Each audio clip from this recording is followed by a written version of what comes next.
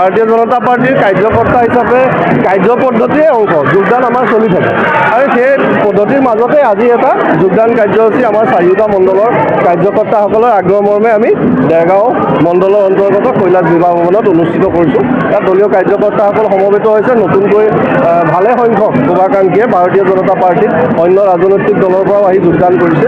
ভাৰতীয় জনতা পাৰ্টিৰ নেতৃত্বত চলি থকা অসমৰ উন্নয়নৰ প্ৰগতিৰ যাত্ৰা, মাননীয় মুখ্যমন্ত্ৰী হিমন্ত বিশ্ব শৰ্মা ডাঙৰীয়াৰ নেতৃত্বত চলি থকা এই চৰকাৰখনৰ উন্নয়নৰ প্ৰগতিৰ অগ্ৰগামী যাত্ৰাৰ সৈতে সহযাত্ৰী হ'বলৈ ইচ্ছা প্ৰকাশ কৰি বহু সতীৰ্থই ভাৰতীয় জনতা পাৰ্টিত আনুষ্ঠানিকভাৱে যোগদান কৰিছে। আহি থকা বিধানসভা নিৰ্বাচনত ভাৰতীয় জনতা পাৰ্টিৰ সন্মুখত এই চৰকাৰখনৰ সন্মুখত যিবোৰ প্ৰত্যাহ্বান আছে, সেই প্ৰত্যাহ্বানসমূহক নেওচি যাবলৈ ভাৰতীয় জনতা পাৰ্টিৰ প্ৰতিজন কাৰ্যকৰ্তা বদ্ধপৰিকৰ, প্ৰতিজন কাৰ্যকৰ্তা প্ৰস্তুত।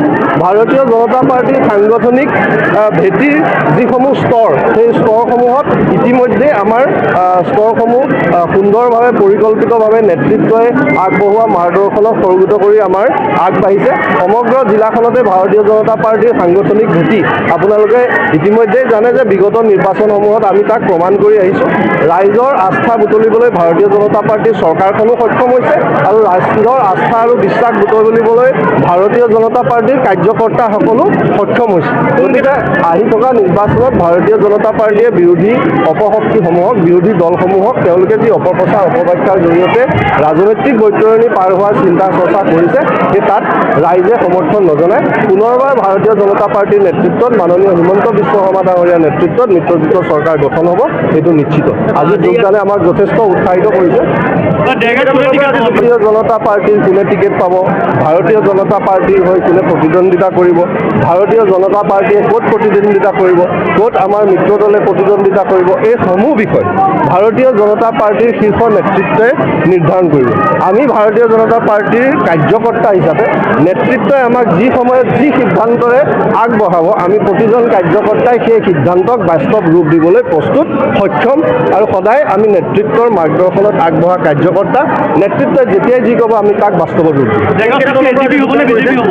মই পুনৰ কৈছোঁ, ভাৰতীয় জনতা পাৰ্টিয়ে নিৰ্বাচনত প্ৰতিদ্বন্দ্বিতা কৰিব নে অগপ দলে প্ৰতিদ্বন্দ্বিতা কৰিব নে দুয়োটা দলে প্ৰতিদ্বন্দ্বিতা কৰিব, এই বিষয়সমূহ মাননীয় মুখ্যমন্ত্ৰী, মাননীয় ৰাজ্যিক সভাপতি দিলীপ শইকীয়া ডাঙৰীয়া, আমাৰ কেন্দ্ৰীয় নেতৃত্বই যি ধৰণে, ৰাজ্যিক নেতৃত্বই যি ধৰণে আমাক আদেশ কৰিব আমি সেই ধৰণে অগ্ৰসৰ হ'ম। কিন্তু ভাৰতীয় জনতা পাৰ্টিৰ কাৰ্যকৰ্তা হিচাপে আমাৰ এইটো দায়িত্ব আৰু কৰ্তব্য যে সংগঠনৰ প্ৰতিটো স্তৰ আমি শক্তিশালী কৰি ৰাখিব লাগিব। আগন্তুক বিধানসভা নিৰ্বাচনত যি যুদ্ধ, সেই যুদ্ধত অৱতীৰ্ণ হ'বলৈ আমাক যি ধৰণে নেতৃত্বই আদেশ প্ৰদান কৰিব, তাত যাতে আমি সক্ষম হ'ব পাৰোঁ, তাত যাতে আমি বিৰোধী শক্তিসমূহক ৰাইজৰ আস্থা আৰু বিশ্বাসক আমি যাতে সঁচা প্ৰমাণ কৰিব পাৰোঁ, তাৰ বাবে আমি আমাৰ স্তৰবোৰ শক্তিশালী কৰি ৰাখিব লাগিব। আৰু আমি ভাৰতীয় জনতা পাৰ্টিৰ দেৰগাঁও সমষ্টিৰ চাৰিওটা মণ্ডলত প্ৰতিজন কাৰ্যকৰ্তাই কেৱল মাত্ৰ আমাৰ দায়িত্ব আৰু কৰ্তব্য পালন কৰিছোঁ। যি দায়িত্ব আৰু কৰ্তব্য ভাৰতীয় জনতা পাৰ্টিৰ কাৰ্যকৰ্তা হিচাপে আমাক ভাৰতীয় জনতা পাৰ্টিৰ নেতৃত্বই প্ৰদান কৰিছে। আৰু এই বিষয়ত মই বিশেষ কিছু কাৰ্যকৰ্তা, পূৰ্বৰ কাৰ্যকৰ্তাই যোগদান কৰা বুলি আমাক প্ৰায় সহস্ৰাধিক কাৰ্যকৰ্তাই যোগদান কৰিছে। গতিকে আহি থকা দিনবিলাকত আৰু যোগদান হ'ব। বিভিন্ন সময়ত আমাক বিভিন্নজনে আগ্ৰহ প্ৰকাশ কৰি আছে যোগদানৰ বাবে। তো আহি থকা দিনবিলাকত যোগদানৰ কাৰ্যসূচী চলি থাকিব।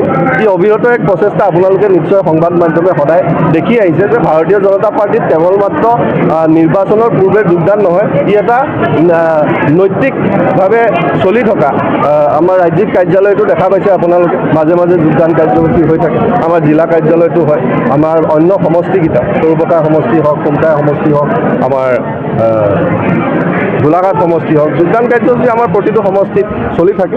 আৰু ভাৰতীয় জনতা পাৰ্টি তথা মিত্ৰজোঁটৰ চৰকাৰে প্ৰতিষ্ঠা লাভ কৰিব। আহি থকা নিৰ্বাচনত ভাৰতীয় জনতা পাৰ্টিৰ নেতৃত্বত পুনৰ চৰকাৰ গঠন হ'ব, এইটো নিশ্চিত।